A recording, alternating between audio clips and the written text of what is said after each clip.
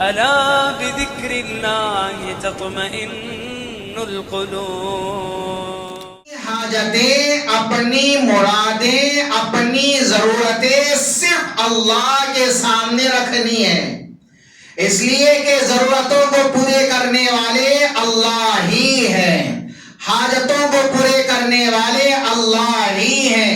مانگنا ہے تو ہاتھ اپنی جھولی پھیلانی ہے تو صرف اللہ کے سامنے ہے، اللہ کے سامنے جھولی پھیلانی ہے، کسی اور کے سامنے نہیں۔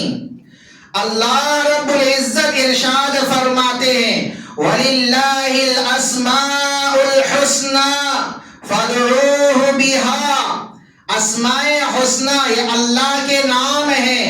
اللہ رب العزت فرماتے ہیں کہ اس کے ذریعے سے دعا مانگا کرو، اس کے ذریعے سے میرے سامنے اپنی حاجتیں رکھا کرو، اس کے ذریعے سے اپنی ضروریات میرے سامنے رکھا کرو۔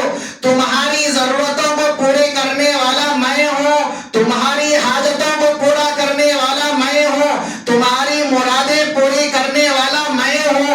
اللہ رب العزت اپنے سامنے مانگنے کا کہہ رہے ہیں، لیکن ہم مانگ کہاں رہے ہیں؟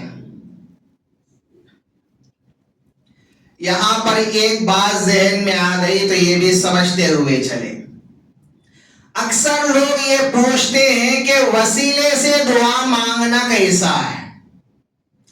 وسیلے کے ذریعے سے کسی ایک کے سہارے سے دعا مانگنا کیسا ہے؟ اس کی تفصیل سمجھ لیں۔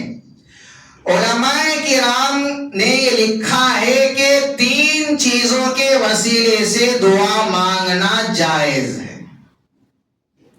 ان میں سے 2 چیزوں کے ذریعے سے، یعنی کہ 2 باتوں میں کسی کا اختلاف نہیں، سب کا اتفاق ہے۔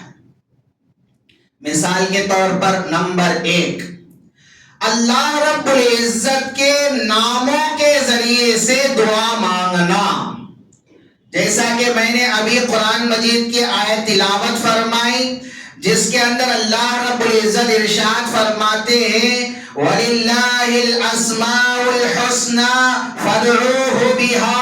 اسماء حسنہ یہ اللہ کے نام ہیں، ان ناموں کے ذریعے سے دعا مانگا کرو، اللہ رب العزت ارشاد فرما رہے ہیں۔ یہ اس کے اندر کسی کا اختلاف نہیں، ساری امت کا اتفاق ہے، سب مانتے ہیں کہ اسماء حسنہ کے ذریعے دعائیں کی جائیں، اور احادیث میں اس کی فضیلت بھی آئی ہے کہ جو اسماء حسنہ کے ذریعے دعا کرتا ہے اللہ کی بارگاہ میں اس کی دعائیں قبول ہوتی ہیں۔ اور علماء کرام نے دعا مانگنے کا طریقہ ہی بتایا ہے کہ سب سے پہلے اللہ کی تعریف کی جائے، اس کے بعد نبی علیہ السلام پر درود بھیجا جائے، اس کے بعد اپنی حاجت اپنی ضرورت اللہ کے سامنے رکھی جائے۔ یہ طریقہ ہے دعا کرنے کا۔ اللہ کے رسول صلی اللہ علیہ وسلم نے دیکھا ایک صحابی آئے، نماز پڑھے اور فوری طور پر اپنی حاجتیں اللہ سے مانگنے لگے۔ اللہ کے نبی صلی اللہ علیہ وسلم نے فرمایا تم نے دعا میں جلدی کی ہے، تم نے دعا کرنے میں جلدی کی ہے۔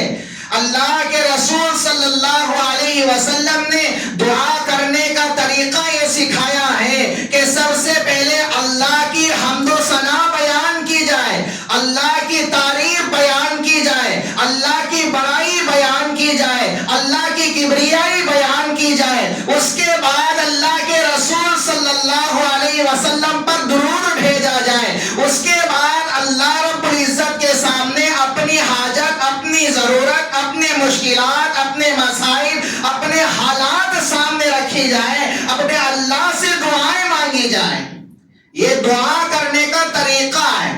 تو بہرحال سب سے پہلی بات یہ ہے اللہ رب العزت کے ناموں کے ذریعے سے دعا کرنا، اس میں کسی کا اختلاف نہیں ہے، سارے کے سارے متفق ہیں